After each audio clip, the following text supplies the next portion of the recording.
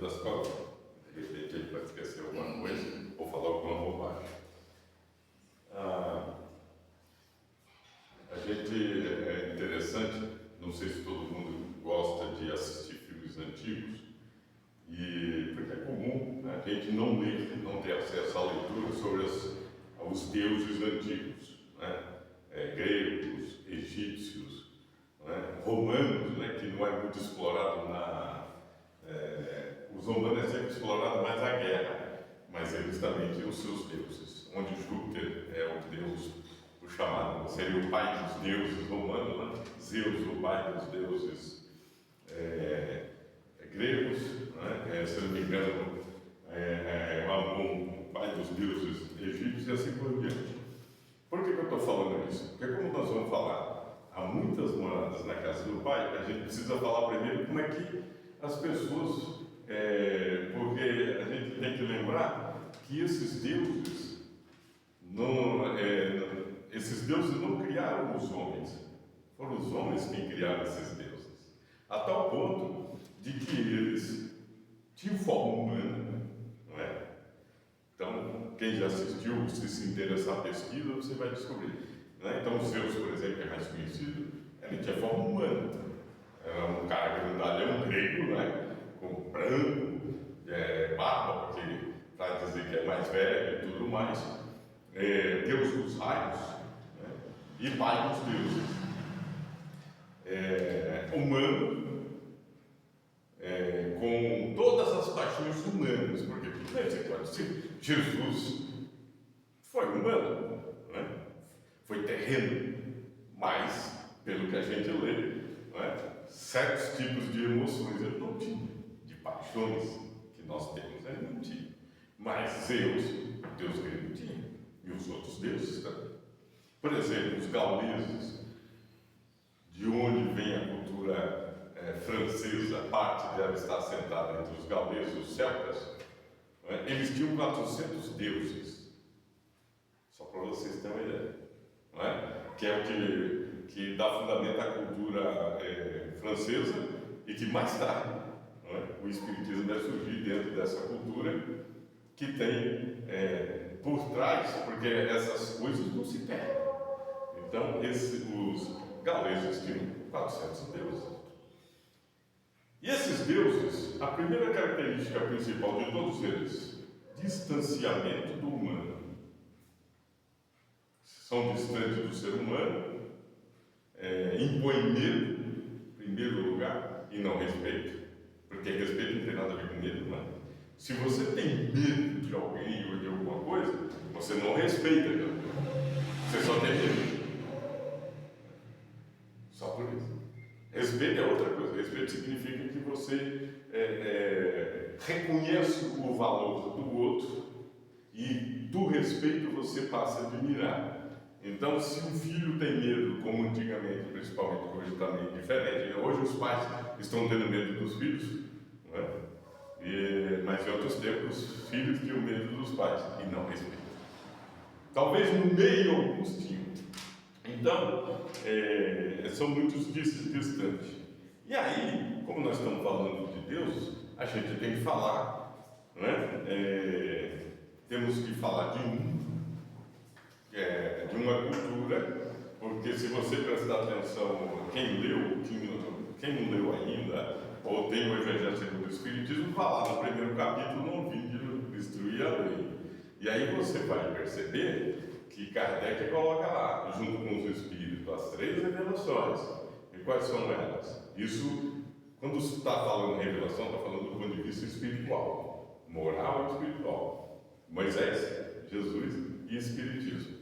Isso significa dizer que, quer queiramos ou não, o Espiritismo é uma forma de cristianismo, mas também é uma forma de judaísmo, uma interpretação. Então, algumas coisas do judaísmo estão no Espiritismo, para que ninguém saiba. Claro que não tem nada a ver com o judaísmo praticado e com as atitudes dos judeus de hoje. Não tem nada a ver com coisa com a... tanto que o próprio Jesus, a gente vai ver que mudou muito isso.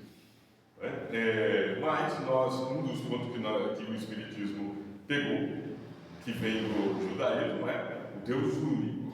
Mas eu devo dizer para vocês que o Deus único de Israel, ele não era o Deus único criador do universo. Não. O Deus único dos judeus, ele é um Deus nacional, assim como Zeus era o Deus dos gregos e só dos gregos. Yahvé era o Deus só dos israelenses, não é? E não de outros povos. Ele não é criador do universo, não é essa a ideia. Mesmo que eles tenham dito isso é arrogância, porque Yahvé, não é? Aí o nome em hebraico é Yahvé, não Jeová. Não é? Jeová você quase não acha na Bíblia, não tem tradução, não é? É Yahvé. Da língua hebraica, que depois para nós chegou como Deus, não é? Deus único. Ele é um Deus caprichoso igual aos outros. Eles não colocaram forma humana nesse Deus, isso é fato. Mas ele é um Deus irascível, rancoroso, vingativo. Por exemplo, na Bíblia tem passagem que diz que ele se arrependeu de ter criado o homem. Como é que Deus, o ser supremo do universo, pode ter se arrependido de alguma coisa? Isso é coisa humana, não é? De repente, o filho apronta alguma, nós, às vezes, onde foi que eu errei? Não é? Será que eu estava pronto para ser pai? Isso é coisa humana, isso não é divino, isso é nosso. E que bom se um pai chegar a esse ponto de se questionar, porque faz bem. Você não pode se afundar nisso, mas se você fizer um questionamento, isso é importante, porque você está querendo melhorar, você está querendo, na relação com o seu filho, melhorar alguma coisa, por isso você está questionando. Isso é ótimo, isso é humano, mas não divino. Não divino. É irascível, vingativo, tem todo tipo de emoção, amoroso, não é? Ele apresenta todas as características, dependendo da época e do profeta que apresenta ele, não é? Então, aí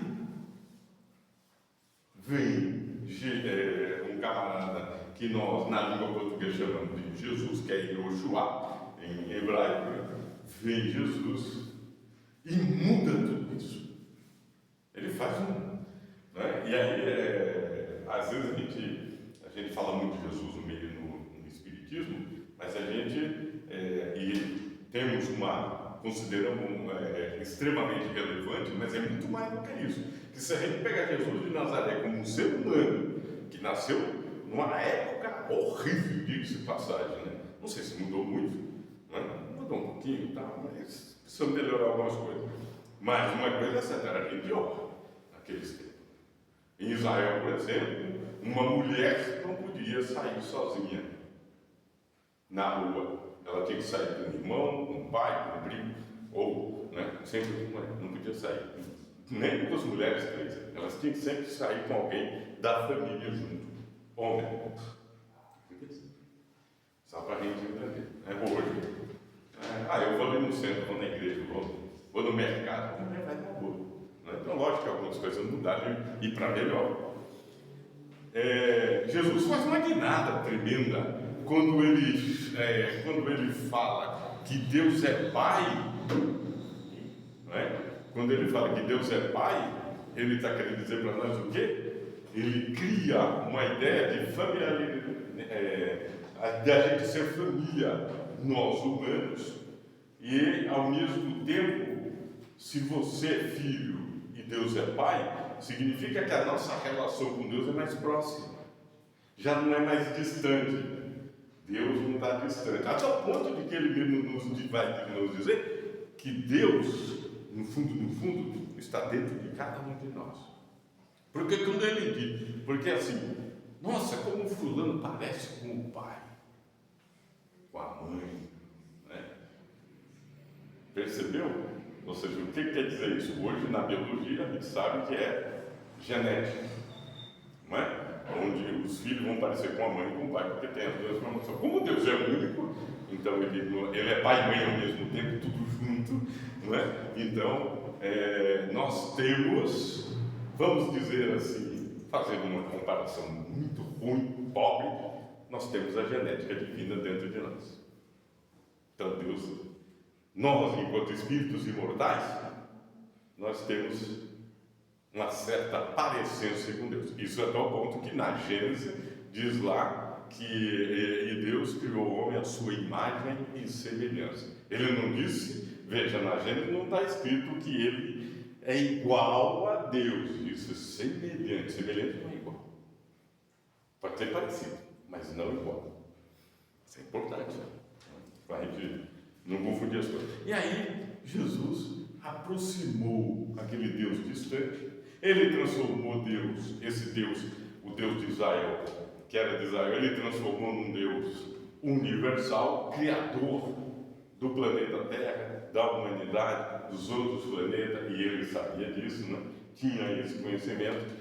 Ele, né? Que os hebreus não eram muito preocupados com esse negócio de planetas, estrelas, eles não eram. Eles nunca mostraram isso para a gente. Isso quem gostava muito eram os gregos, os egípcios, os israelenses. Nunca foram, eles sempre foram muito práticos. Então, estudar o céu, a natureza, não é muito a cara deles. E aí, Jesus traz isso para a gente. Torna aquele Deus distante, irascível, não? Pai e um Pai amoroso, Pai misericordioso. Isso é importante a gente lembrar. Né? E aí, no nosso capítulo, que é o capítulo 3, quando fala de há muitas moradas na casa do Pai, né? Se você for analisar, está querendo dizer o quê? O que são essas moradas que Jesus estava falando?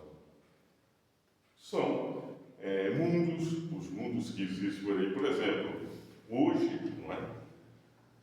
Segundo a ciência, já se descobriu mais de 6.000 exoplanetas. O que é exoplanetas? Fora do sistema solar. No sistema solar você tem Mercúrio, Vênus, Terra, né? Marte, Júpiter, Saturno, Netuno, Urano, né? E Plutão foi rebaixado, mas já estamos... Nós seres humanos, nós não sabemos o que queremos, né? Era planeta, depois deixou de ser, agora já estão querendo transformar de novo. Eles não sabem o que querem. O que demonstra que os cientistas são perdidos também. Então, em torno de 6.000 planetas fora do sistema solar, desses 8 que nós temos aqui no nosso sistema solar. Fora. E isso, constatação da ciência. Segundo os espíritos, com certeza eles dizem, todas as estrelas, 200 bilhões de estrelas que existem só na nossa galáxia, né, tem um monte de planetas girando em torno. E que, se formos considerar, nós temos no mínimo, claro, isso é tudo especulativo, em torno de 200 bilhões de estrelas, de galáxias. Uma com 200 bilhões de estrelas. E tá, mas com certeza deve ser muito mais do que isso, porque nós não fazemos ideia, nós não temos condições e também não nos interessa no momento, diga-se de passagem. Né? Eu acho que nós temos que focar em algumas coisas. E também, logicamente, Jesus estava querendo dizer, falando a respeito das moradas no mundo dos espíritos. Você desencarna. A partir do momento que você desencarnar, onde quer que você esteja, ali é a sua morada. É a sua morada. Se você é um morador de rua, né? Morador de rua porque ele mora na rua, em situação de vulnerabilidade social, ele arruma um canto lá na rua e sempre dorme naquele lugar. Fica por ali. Ali é a morada dele. Porque morada não é uma coisa física. Morada é muito mais um conceito, uma ideia. E aí Jesus quis nos dizer também, quando ele transforma o universo todo, e diz assim, há muitas moradas, quer dizer, diversas, na casa do meu pai. Morada é no plural, mas casa é no singular, casa. Veja, ele chama Deus de Pai, né, que nos aproxima, nos torna uma família, e ele, ainda por cima, diz que o universo é a nossa casa. é uma só. É uma casa. Que quem administra é o próprio Deus, que é o Pai. Então, seja qual for o tamanho do universo, finito ou infinito, que nós não sabemos, não nos importa, é a nossa casa. E que dentro dessa casa chamada universo, nós estamos numa morada um pouco maior, muito maior do que nós, chamado planeta Terra. E é essa morada que a gente tem que pensar. Porque essa morada é muito interessante, né? Com a exploração espacial se descobriu algumas coisas interessantes. Né? Tem gente indo para a órbita do planeta, tem uns caras malucos aí querendo levar a gente para Marte, e está sendo complicado. Por que é complicado? Não sei se quem acompanha, quem for para Marte, se conseguir realmente ir para Marte, precisa criar lá em Marte uma estrutura. Por exemplo, Marte não tem uma atmosfera como a nossa. Então lá não tem proteção, por exemplo, contra radiação. Sabe o que é radiação? Tem até uma série sobre o Césio, acho que 143, de Goiânia, que os caras descartaram errado uma coisinha de nada, pequenininha, que era usada em radiologia, descartaram erroneamente. Aí pessoas que comercializavam ferro velho pegou isso e matou um monte de gente e afetou, tem gente afetada até hoje. Uma coisinha de nada. Isso se chama radiação. O que é radiação? Existem minérios, por exemplo, urânio. Você pega aquele urânio ali, você enriquece ele, que tem um problema lá no Irã, né, a briga por causa disso. E aí esse minério, ele tem uma radiação que não é visível. Mas se você ficar próximo dela, exposto, rapidamente você vai começar a ter uma série de problemas na sua pele, dentro do seu corpo, começa a alterar tudo no seu corpo e daqui a pouco você vai a óbito, desencarna. Então, radiação, e normalmente ela não é visível. Por exemplo, se caísse ali uma rocha lá do espaço, ali um meteorito, e ele fosse radioativo, a gente não sentiria. Vamos supor que fosse bem pequenininho, ele caísse ali, a gente sentiria uma bola. Será que aconteceu? Daqui a pouco a gente ia dizer assim: o que aconteceu? A gente ia falar no mundo dos espíritos e não mais aqui, porque se ele for radioativo, devido à proximidade, todos nós desencarnaríamos imediatamente, porque ele atinge internamente, não é externamente, ele atinge a célula e destrói tudo, toda a estrutura celular, e aí vai ocorrer o desencarne. Então, para ir para um outro planeta, viver em um outro planeta como Marte, por exemplo, lá você não tem a proteção contra os raios cósmicos, porque nós temos uma camada que nos protege, nós temos o magnetismo, nós temos as placas tectônicas que movimentam os continentes, por isso que tem terremoto. Ele é ruim e bom ao mesmo tempo, que é sinal de que a vida como nós conhecemos aqui está tranquilo, está garantido, pelo menos por enquanto, não é? Ou seja, o planeta Terra tem todas as condições para que a gente está, como se fosse um útero.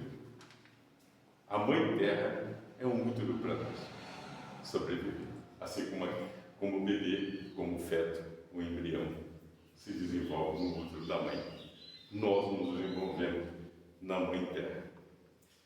Se a gente sair daqui, tem uma série de problemas que a gente precisaria resolver tecnicamente para conseguir sobreviver.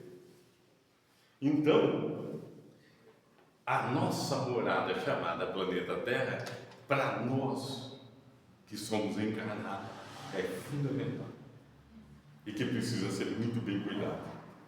Né? Por quê? Porque qualquer coisa fora disso aqui, a gente não sobrevive. Basta ver que quando você voa, aí o piloto fala assim: nós estamos a 12 mil metros de altura. Lá fora está 43 graus negativo. Né? Então, lá dentro você está confortável. Se você sair lá fora com os trajes que você estiver usando ali dentro do avião, mas nem esquimó sobrevive. Não vai dar hora de hipotermia. Então,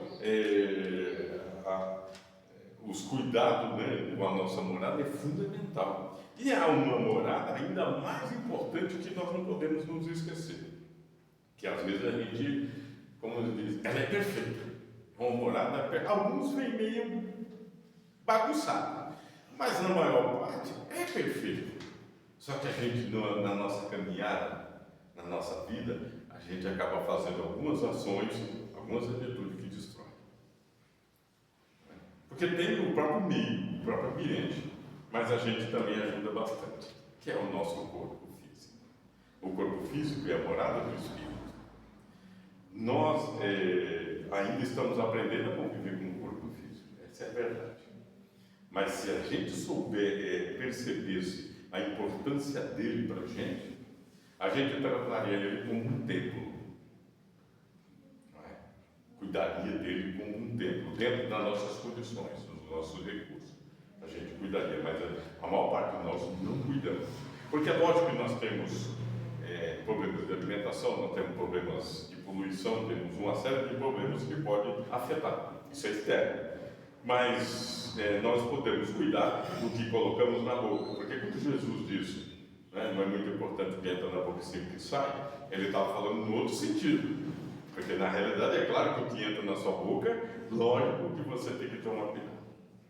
É que ele estava falando na situação de que o camarada estava se preocupando muito com a coisa exterior, lavar a mão, não sei o quê, que é importante sim, higiênico, mas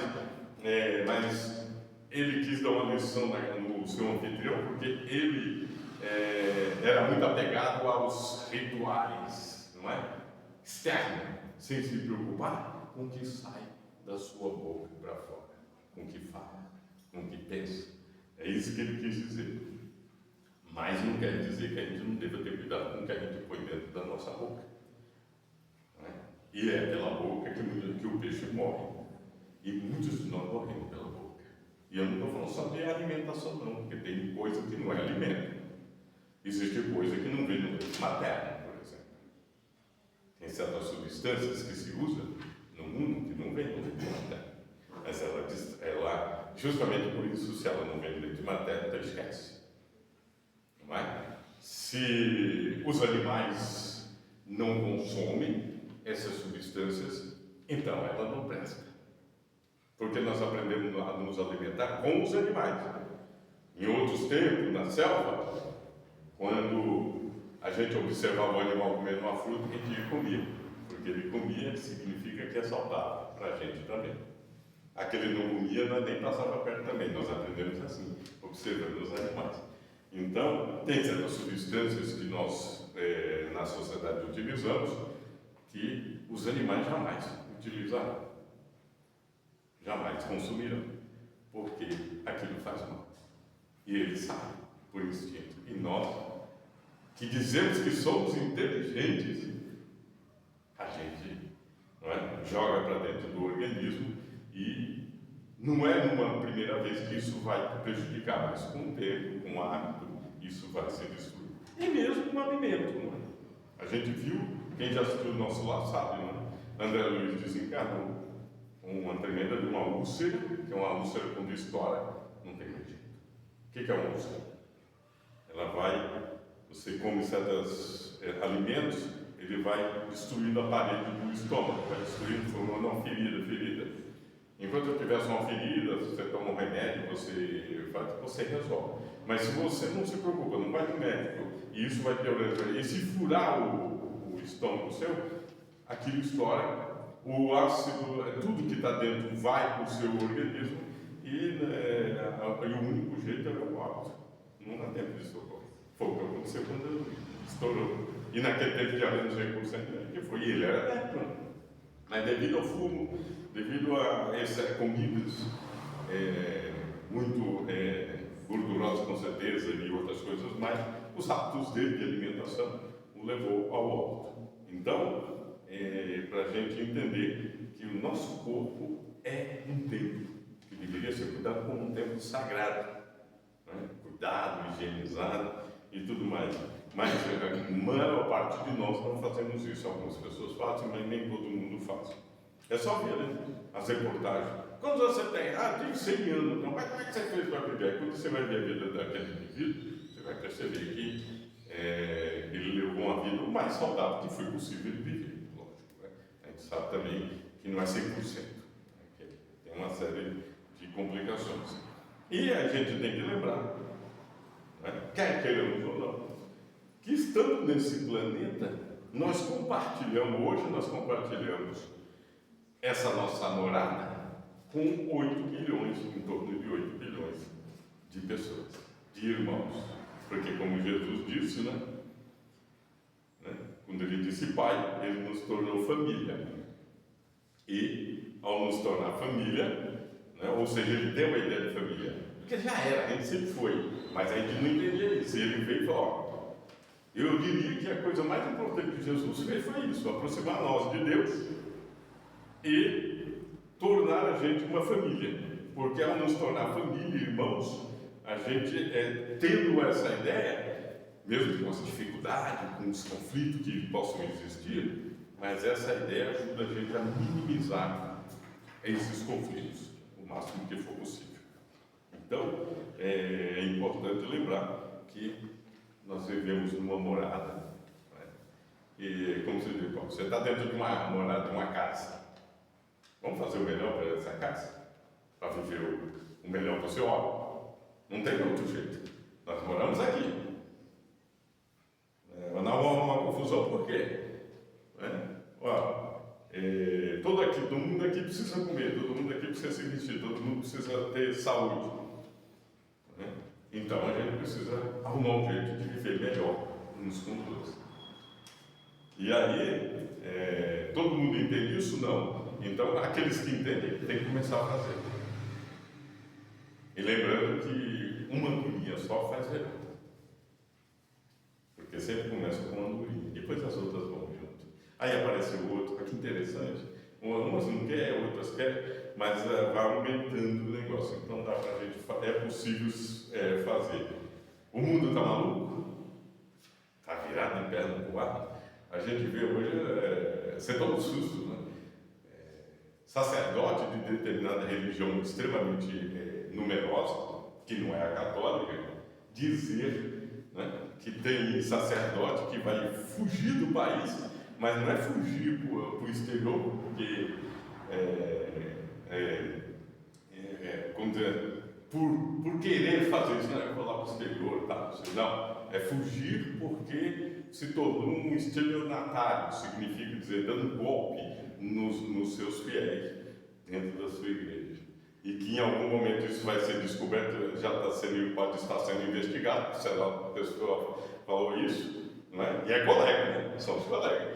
Fala aí uma mulher, uma pastora, falou, vou ter que entregar o olho, né? Falou, e que vão fugir por isso, não é fugir assim, porque planejou, gente, eu vou exterior, tá? Não, vai fugir. É fugir para não ser preso por roubo, por roubar os seus irmãos. Então, se isso realmente acontecer, se esse tipo de coisa acontecer, a coisa já estava ficando feia. Eu estava lembrando que esse centro aqui eu gosto muito de vir nele, né? Pequeno, gostoso, aconchegante. Mas as direções espíritas da casa precisa lembrar o seguinte: essas coisas todas que acontecem aí fora, em algum momento vai dar lucro para o centro espírita, mas o centro espírita você está preparado para receber a turma. Porque tem gente que, vou para lá. Parece que é melhor. Mas e nós estamos preparados para, não é? Tanto fisicamente quanto espiritualmente, principalmente espiritualmente, para receber pessoas que vêm de outras religiões, muitas vezes já revoltadas, porque ao descobrir a verdade, vão ficar revoltados. E então vem muito mais por revolta. E como é que, se isso vier a acontecer, não estou aqui profetizando nada, se isso vier a acontecer, como é que nós vamos trabalhar com essas pessoas para acabar com a revolta dela? Mostrar para ela um Deus, que ela já tem ideia, mas mostrar para ela que é muito mais do que isso. Um Deus maravilhoso, um Deus amoroso, misericordioso, que acolhe a todos nós, pois foi assim que Jesus nos mostrou, e o que a gente tem que estar pronto para esse tipo de coisa. Isso pode não acontecer agora, próximo, mas também pode, porque toda hora é escândalo em cima de escândalo. Então, e no nosso caso, o movimento espírita é menor, é pequeno, é mais quietinho, é o que pode, de repente, receber essas pessoas. Mas a gente tem que estar pronto para receber bem, não é? Para dar um encaminhamento legal, porque não adianta nada a gente dar o mesmo encaminhamento ruim, pô, mas lá também tem conflito. Então, eu saí de um lugar que era desse jeito, agora eu vou para outro lugar, achei que era legal, mas não é. Não é a mesma coisa, ou talvez até pior. Então, a gente tem que pensar bem, principalmente quem trabalha na casa espírita, não importa qual é a sua função dentro da casa espírita, porque o mais importante é o que você pode contribuir, principalmente do ponto de vista do amor. Porque não adianta ficar falando em mundo regenerado, ele não vai vir, não. O mundo regenerado não é assim, não vai vir lá e vai deixar aqui. Aqui, nós é que vamos fazer com que o mundo se torne regenerado. Os Espíritos estão conosco. Tudo está a favor. Mas compete a gente fazer a nossa parte. Mesmo que pequenininha, não importa. Não é? Cada um vai dar a sua contribuição dentro das suas condições espirituais e materiais. Não é para regimentar multidões. Pelo contrário, é um trabalho de formiguinha, de resistência, para a gente poder ajudar todos os que precisarem.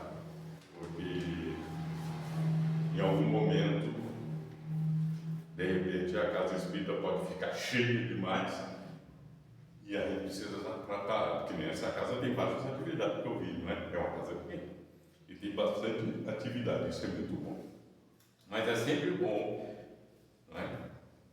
Quando se reunir, estar ali conversando administrativamente, ver essas coisas que estão acontecendo agora, falando o que isso pode impactar no centro espírita, em termos de pessoas que possam servir, porque muitas vezes, mas está tão maravilhoso, está vindo gente da nossa vida, mas se você depois não segurar essas pessoas, não é dar o que elas acham que precisam, mas dar aquilo que realmente é necessário para elas se melhorar, aquilo que é necessário para a gente se sentir bem. É a caridade, que é uma forma de amor, uma materialização do amor que você faz para com o outro. Então, a gente tem que estar pronto para isso.